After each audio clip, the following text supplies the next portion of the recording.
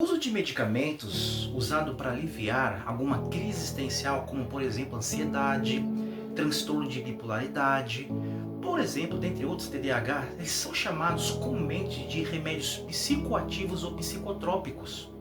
E esses remédios, eles chegam ao tecido cerebral pelas correntes sanguíneas, causando algum tipo de alteração no humor, pensamento ou comportamento. Esses usos desses medicamentos, no contexto de uma igreja evangélica, ela traz algumas polêmicas. Por exemplo, alguns cristãos vão dizer que o uso ele é somente apropriado, enxergando como uma dádiva de Deus. Outros vão ser mais cautelosos, aconselhando a usar em situações mais extremas. E outros vão dizer que o uso desses remédios deve ser usado em hipótese nenhuma. Esses remédios, eles são categorizados de acordo com a descrição que algum psiquiatra sugere.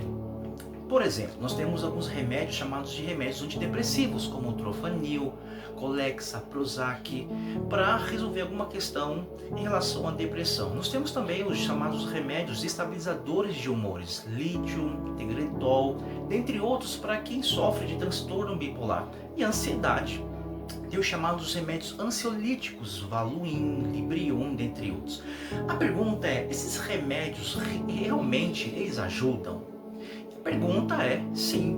A medicação pode aliviar alguns sintomas, mas isso não é tão simples como se parece. Primeiro, por quê? Porque existem alguns problemas psiquiátricos que é eficaz em algumas pessoas, mas esse mesmo remédio não é eficaz em outras pessoas. 2.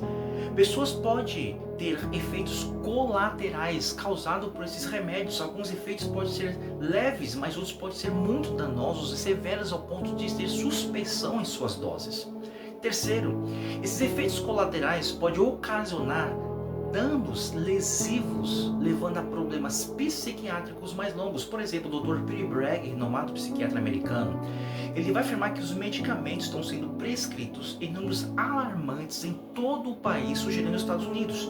Mas a cura, entre aspas, é muitas das vezes pior do que o problema original. Quarto, haverá sempre um risco alto quando se usa múltiplas medicações, levando à dependência, por exemplo. E quinto, eu quero usar aqui as palavras de Edward Elty, PhD em aconselhamento neuropsicológico pela Universidade de Utah, nos Estados Unidos. No seu livro, A Culpa é do Cérebro, distinguindo desequilíbrio químicos, distúrbios cerebrais e desobediência, na página 141 ele vai dizer algo muito interessante. Abre aspas.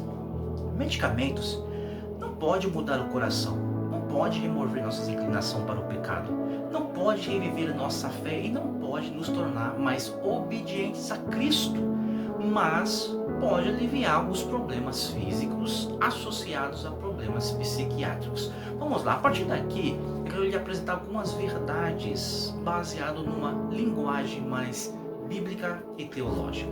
Primeiro, de fato os remédios psicoativos podem alterar a mente e o comportamento. Todavia, sobretudo, a Bíblia consistentemente adverte contra a permissão de que esses remédios controlem a natureza do homem. Remédios psicoativos podem ser perigosos e destrutivos, e a tentativa de trazer uma solução com esses remédios de maneira contínua é uma fé que rejeita a ação do Espírito Santo para a cura da nossa alma. Segundo, a tentativa de acreditar na cura pelo uso desses remédios psicoativos é desacreditar que o Espírito Santo ele é capaz de oferecer alegria no sofrimento, autocontrole diante dos momentos difíceis da vida, paz para uma alma ansiosa, sabedoria a uma pessoa que está muito confusa e esperança para o desesperançoso. 3. Depender de remédios psicoativos é não perceber o propósito por trás do sofrimento teologicamente. Veja, Paulo vai dizer na sua segunda carta aos Coríntios, capítulo 1, verso 8 e 9.